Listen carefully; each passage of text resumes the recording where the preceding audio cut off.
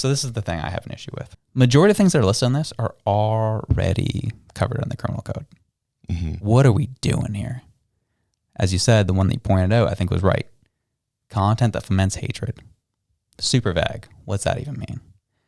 And then as well, the content that incites violent extremism or terrorism, like these are things that are already laws in this country. Like that's just not even allowed, period.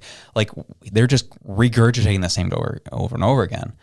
So the one that really does stick out is the hatred situation. I feel like that's a way to shoehorn that into the actual criminal code so they can go after people and put them in prison. That's what I see happening. That's what does concern me about this.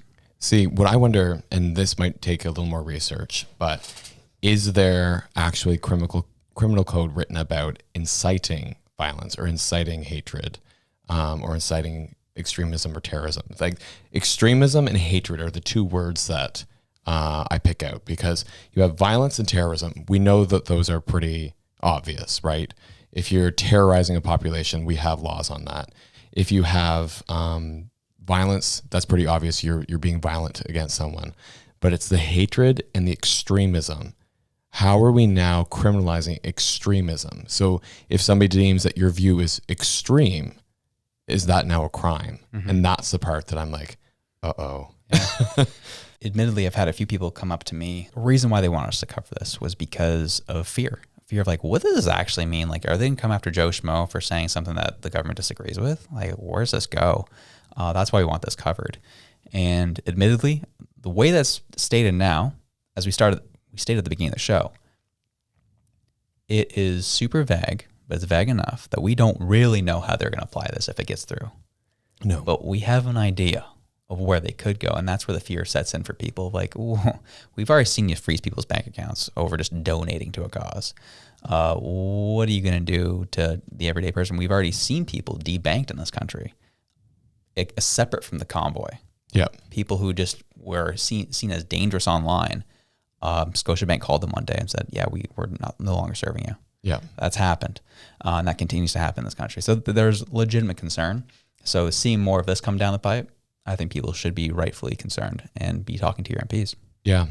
And so the big thing is that because you have a lot of people who sit on the left and far left who will say, yeah, but this is good. We don't want hatred. We don't want extremism. Like we want people to be fairly moderate, which is fine if you have a altruistic, fairly moderate government.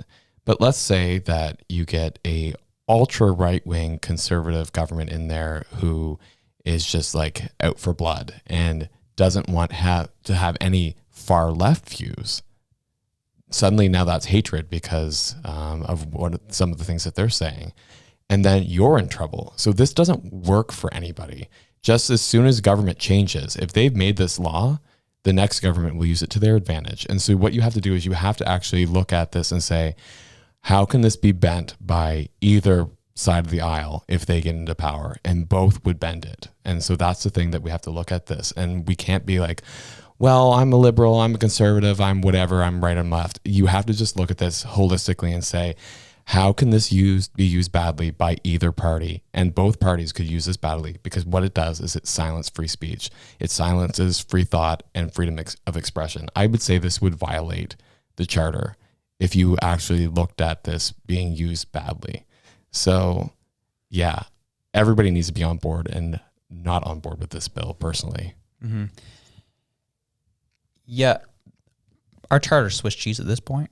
Hope you like it on your pizza, because this government has continued to show that they have no regard for the Charter of Rights in this country.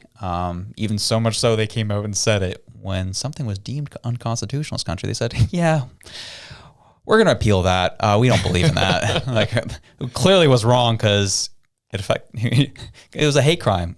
That's not what a hate crime is. I hated it. That's how they feel, right? So I'll say an office reference there. But that's kind of how this government operates is, what are you gonna call hatred? What's gonna be hate crime? Is it because Freeland hated it? Is it because Trudeau hated it? Is it because some jabroni named Sean Fraser from Pictou County hated it? Who's it? What's it gonna happen? And so, yeah, admittedly, they came after podcasts earlier, like last year. Now they're trying to turn this around and go after everyday people. It's a snowball effect. I feel like they keep trying to get away with more and more. The only way it stops is you just trying to get loud. You have to get loud. That's the only way things work at this point, is if you stay silent, it's just going to go right on through. And you're going to get at your doorstep from the police saying, you said this online last night. You've been served. Enjoy this $20,000 fine. You can't. Oh shoot, you can't pay it. Prison. That's where this goes. Does it seem extreme, Josh? That's not happening. There's no way that will happen. If you talk to Josh Udall in 2019, talking to Josh Udall in 2019 is a very different person he'd be talking to in 2024, because there's a lot that's happened the past 4 or 5 years that I just never thought would be possible. And that's how I feel. And I feel like that's kind of where I'm at too, because I feel like I have a lot of friends that I've alienated a little bit, where I've said, I never thought that this would happen in the Canadian government. And then I look at what's been happening and go, holy crap. Like, I can't believe this is actually our government. Like, it's making me question, is this a place that we, continue to thrive in, or is this a place that we're being oppressed in? And if you look at anything coming out of the rest of the world, they're looking at Canada and they're going, oh no, like, what's happening to that place? And it's pretty bad when you've got the Americans going, Canada, are you okay? And like, you see this all the time. And that's one of the beautiful things about TikTok, is that they haven't quite shut it down yet. And, and they really are. They're asking if we're okay. And then you see the Canadians commenting back and they're like, no, we're not.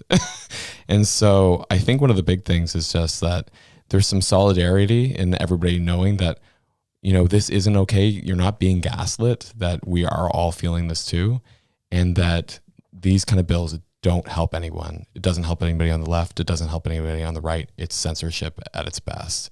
And like I said, it's veiled in the Protect the Children, and it's censorship underneath the veil. So those last 3 points in this bill, that's what you need to pay attention to, because they just shove that in like an omnibus bill.